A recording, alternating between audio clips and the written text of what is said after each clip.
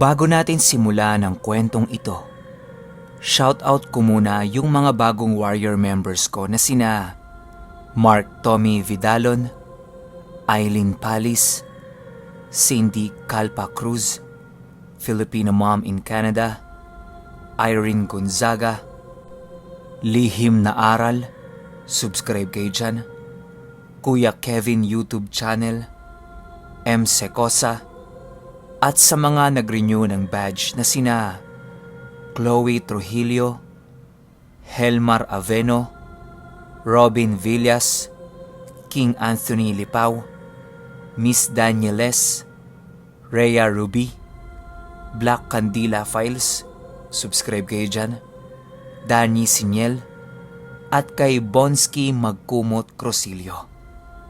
Maraming salamat po sa inyo. Simulan na natin to. Ang kwentong ito ay hango sa totoong buhay. Karanasan ito ng tito ng kaibigan ko na itago na lang natin sa pangalang Noy Noy. Taong 2001, Masbate.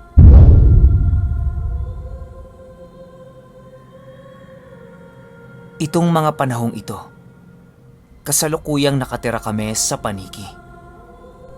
Wala pang asawa ang mga tita ko nung mga panahong ito.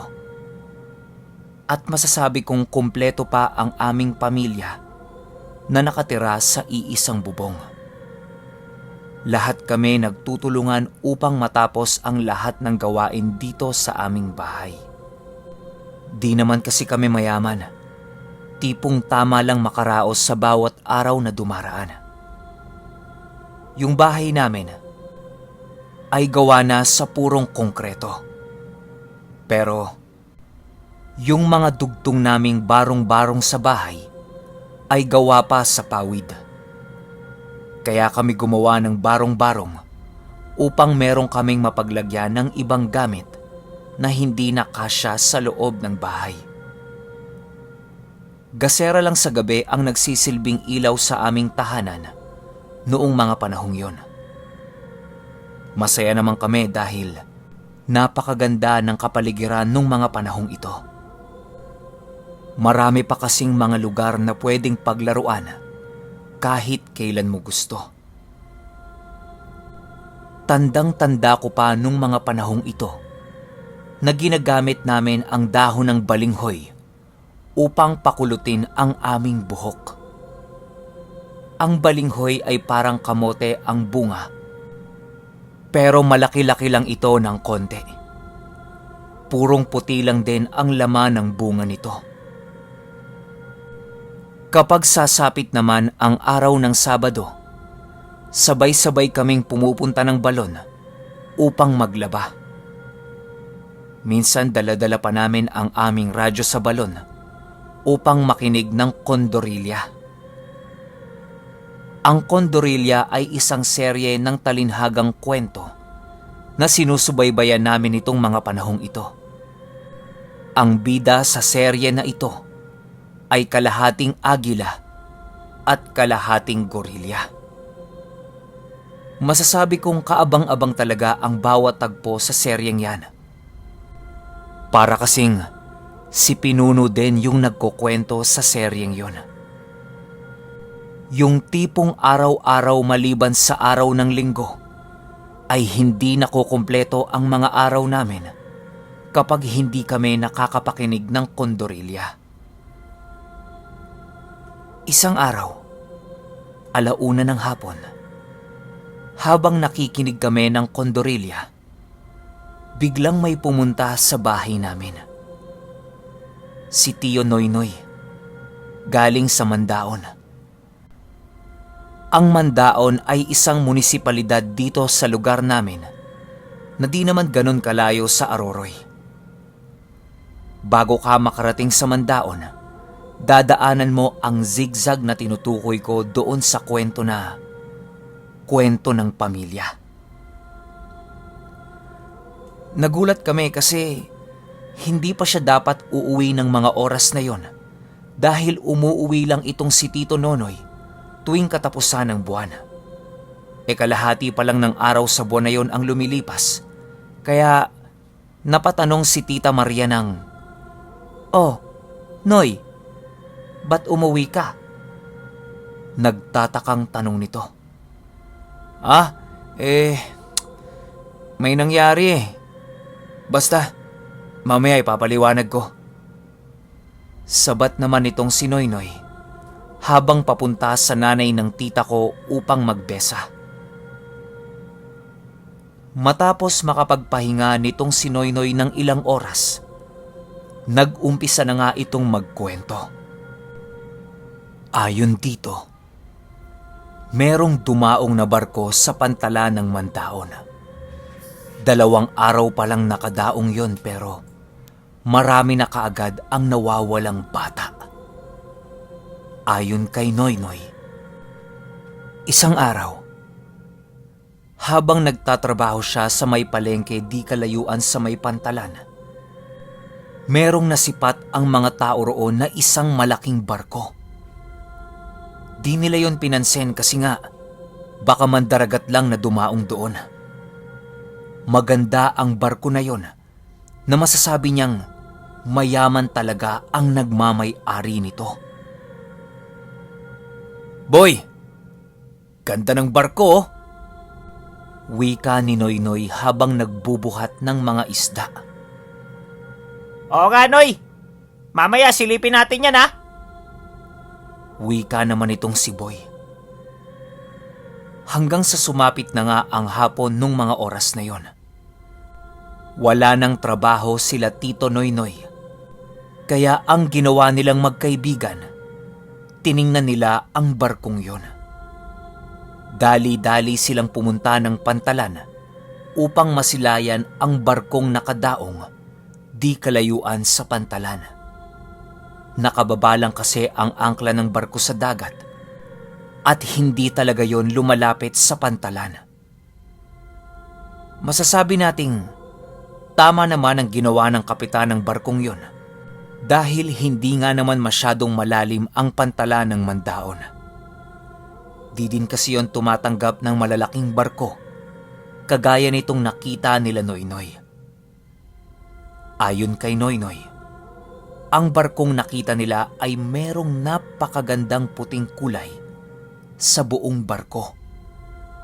Kapansin-pansin din ang maraming tao na nakasakay dito. Bukod pa dyan, makalipas lamang ang ilang oras ay may dumating pang isang yate. Malaki din ang yateng yon na halos kumalahati na ang sukat nito sa mismong barko. Nakadikit lang yon sa naunang barko. Habang sinisipat nila Noynoy ang mga tagpong yon, biglaan naman ang pagdagsa ng mga tao sa pantalan. Lahat kasi ng nasa munisipalidad na yon ay nakikiusyoso na rin sa kakaibang pangyayaring naganap. Ilang oras nilang pinagmasdan ang mga barkong yon hanggang sa nagsiuwian na ang karamihan. Itong sila Noynoy, imbis na umuwi ay napagpasyahan nitong mamingwit ng isda sa may pantalan. Siyempre, habang pinagmamasdan nila yon, makakakuha rin sila ng uulamin sa gabi. Napakaraming taong naglalakad sa barkong yon at nagkakasiyahan naman ang mga taong nasa yate. Bale, isang pamilya lang ang nasa yate at maraming pamilya naman ang nasa barko. Ayon pa kay Noynoy, magaganda ang mga dalaga doon sa may barko at sa may yate. Tila ba nahuhumaling sila rito? Lalo na yung dalaga na nasa tabi ng yate ay ubod talaga ng ganda. Paglalarawan ni Noynoy sa dalagang yon, napakaamo ng muka, maputi, napakahinhin ng galaw, at masasabi niyang isa talagang di basta-bastang pamilya ang pinanggalingan. Lumipas ang mga araw. Meron ng usap-usapan sa kanila na baka nagbabakasyon lang ang mga ito. Kaya ipinagsawalang bahala na lang nila ang barkong yon. Kapansin-pansin lang dahil sa tuwing umaga, wala silang nasisipat na tao. Pero pag sa gabi ay napakaraming tao sa loob. Kasabay ng pananatili ng barkong yon ay ang pagkawala ng iilang bata doon sa kanila. Isang araw, habang nagtatrabaho itong sila Noynoy, napansin nilang wala na ang yate doon. Baka umalis na nga yun upang umuwi. Yan na lang ang inisip nila. Nagpatuloy ng magtrabaho itong magbarkada. Noy! Saluhin mo! Wika ni Boy na nang aasar pa. Abala kasi itong si Tito Noynoy sa kanyang ginagawang paglalagay ng mga pusit at isda sa mga lalagyanan nito. Kaya hindi siya masyadong nakikipag-usap kay Boy. Hoy! Langya ka talaga, Boy. Tumigil ka nga. Pangiti-ngiti nitong sagot kay Boy. Lumipas ang gabi ay nagtungo naman itong dalawa sa pantalan upang mamingwit ng isda. Pagtingin nila sa barkong yon, napakarami na namang tao at andun din pala ang yateng hinahanap nila kaninang umaga. Gulat na gulat itong dalawa sa kanilang mga nakita. Hanggang sa napagpasyahan itong dalawa na tingnan ang barkong yon mamayang gabi. Mga 11:00 ay babalikan nila ito. Lumipas pa ang 2 oras. Napagpasyahan nilang balikan ang pantalan. Di sila tutungo sa mismong pantalan. Bagkus ay kukubli sila sa may palengke upang makita kung ano ba talaga ang ginagawa ng mga tao doon. Ilang minutong paglalakad, nakapunta na nga sila sa may palengke, di kalayuan sa pantalan. Mag-iisang oras ding pagmamasid ang ginawa nila Noynoy. Kitang-kita nila na napakarami talagang tao sa loob ng barko. 11:00 na nun eh. Pero parang hindi pa rin natutulog ang mga yon. Mapabata sa barkong yon ay nasa labas. Di naman mabaho ang simoy ng hangin galing sa barkong yon. Kaya walang nag-iisip ng masama dito. Hanggang sa lumipas pa ang ilang minuto, laking gulat na lamang nitong magbarkada nang makita nila ang napakalaking animoy paniki na dumapo sa barko. 2 sa barko at 3 naman sa yate. Kasabay ng pagdapo nito ay ang mga batang bit-bit ng mga nilalang. Agad binalot ng takot itong magbarkada at si Boy naman ay animoy maiyak-iyak na dahil sa kanilang nasaksihan. Si Noynoy na natiling kalmado kahit brutal ang kanyang nasaksihan. Matapos pumasok ng mga nilalang na yon sa loob, ay kasabay naman ang pagpatay ng bawat ilaw ng yate at ng barko. Pagpatay ng ilaw, agad namang umuwi yung dalawa. Pagkatapos nung gabing yon, ipinagsabi nila ang mga nangyari at nakita nila. Hanggang sa napagdesisyonan ng mga tao roon, napuntahan mismo ang barko. Pero pagpunta nila rito, walang mga taong sumalubong sa kanila. Tanging barkong walang laman lang ang kanilang nakita. Kaya ang resulta, umuwi na lang ang mga pumunta sa barkong yon. Trespassing na kasi sila kapag pinagpatuloy pa nila ang kanilang ginagawa. Mabigat ding kaparusahan sa batas yan, lalo na kung mapatunayan. Isang gabi ay nakipag-inuman itong si Noynoy. Lasing na lasing itong umuwi ng 10 oras ng gabi. Umuwi kasi si Boy sa kanila nitong mga panahong ito. Kaya siya lang ang mag-isang nagwalwal kasama ang iba nilang barkada. Habang naglalakad itong si Noynoy sa kalsada, wala namang naganap na kakaiba. Hanggang sa masipat niya ang isang bahay na medyo malayo pa sa kanya. May nasipat siyang isang nilalang na malaki sa mismong pinto ng pang-5 bahay na dadaanan niya. Bigla siyang napatago sa isang puno at dumapa sa talahib upang pagmasdan ang nilalang na yon. Hanggang sa nakita niya itong tila bang inaamoy ang mga tsinelas ng mga taong nakatira sa bahay na yon. Matapos amuyin ng nilalang ay kumatok yon sa pintuan ng bahay. Maniwala kayo o hindi, pagkatok ng nilalang sa bahay na yon, agad siyang pinagbuksan ng isang babae.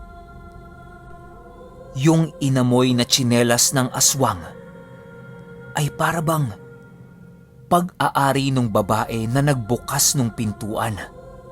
Nakatitig lang sa malayo yung babae at wala namang sinayang na oras ang aswang na yon at pumasok ito agad sa loob ng bahay.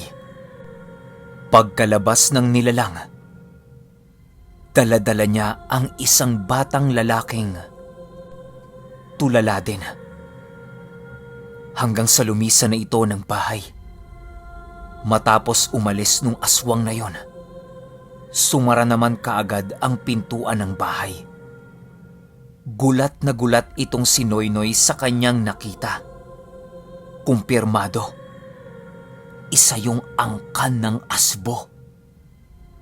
Makapangyarihan ang angkan ng asbo dahil sa napakalakas nitong taglay na tigalpo.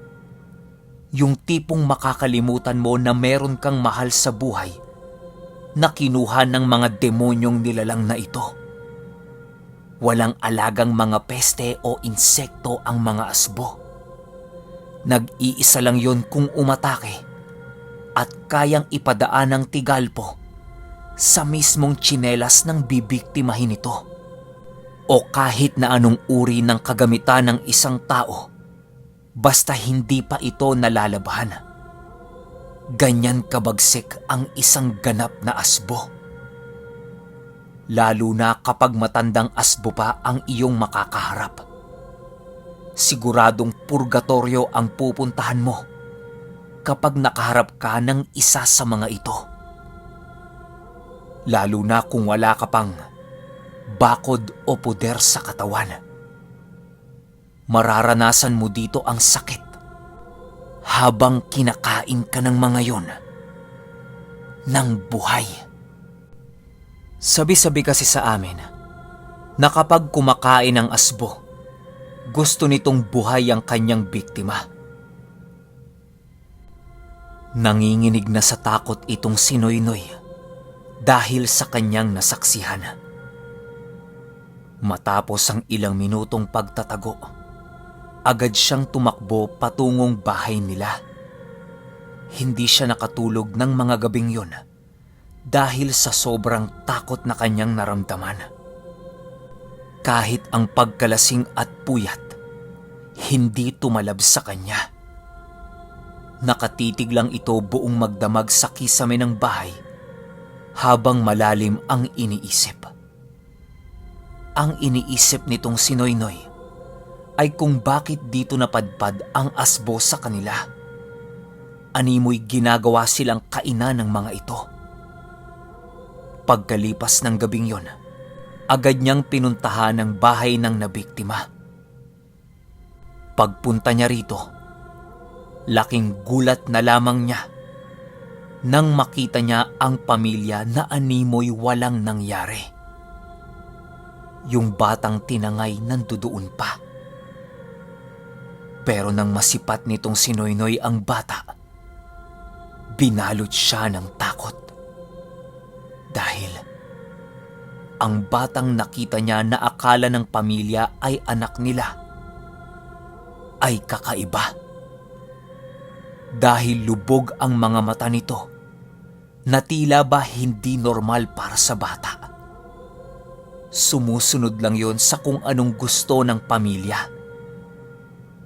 Malamang sa malamang, isa yung uri ng itim na mahika na taglay-taglay pa ng mga asbo.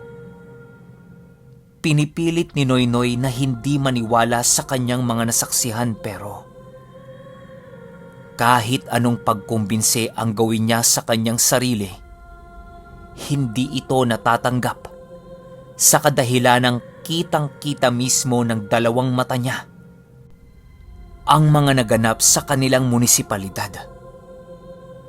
Kaya ang ginawa niya, ipinagsabi niya ito sa lahat ng tao na kilala niya. Nagpakonsulta na rin siya sa isang manggagamot at nakumpirma nga na asbo ang mga tao sa barko at yateng iyon. Matapos yan, napagdesisyonan nila na puntahan yung barko at yate. Pero pag pumupunta sila rito ay wala namang tao. Lagi nilang pinupuntahan ang barkong yon araw-araw pero wala silang nadadat ng tao. Kaya ang ginawa ng karamihan na nakatira dito, nagpakonsulta sila sa manggagamot kung ano ang dapat gawin. Sa awa ng Diyos, nakahanap sila ng manggagamot na may alam tungkol sa mga asbo. Ang wika ng manggagamot, Itago nyo lahat ng tsinelas nyo tuwing gabi. Wala dapat na kahit anong tsinelas na mga nakatira sa bahay ang iiwan sa labas. Kapag may naiwan sa bahay nyo, kasabay ang paglaho ng isang bata na mahal nyo. Gumawa din kayo ng krus at bendahan nyo ng kahit na anong tela na kulay pula.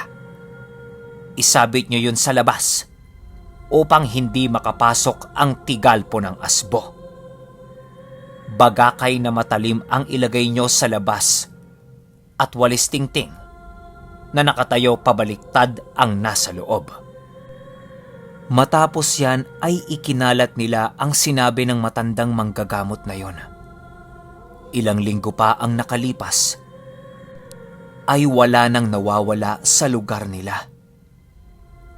Hanggang sa isang araw, nakita nila ang barko at yate na umalis sa kanilang lugar. Ayon sa manggagamot, malamang ay pinaalis ang angka na yon sa dati nilang tinitirhan. Kaya naghahanap ng ibang lugar na pwede nilang gawing kainan ng mga bata.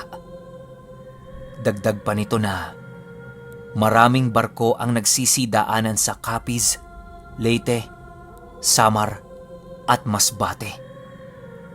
Ang pinakapinuno ng asbong yun ang nagpakalat ng kanyang mga nasasakupan upang mambiktima sa naturang lugar. Ayon pa dito, pinagbantaan ng isang alkalde ang mga yon sa kanilang tinitirhang dating lugar, kaya napagpasyahan nitong maglayag. Magpahanggang sa ngayon, patuloy pa rin ang paglalayag ng mga nilalang na yon dito sa Pilipinas. Matapos magkwento nitong si Noynoy, gulat na gulat kami sa aming mga narinig. Ayon din sa kanya na baka ang ilang pamilya sa barko ay dito na mismo tumira sa amin. Kaya iba yung pag-iingat ang dapat gawin tuwing sasapit ang hating gabi. Dahil hindi natin masasabi na baka gumagala pa rin sa mga lugar natin ang lahi ng mga asbo.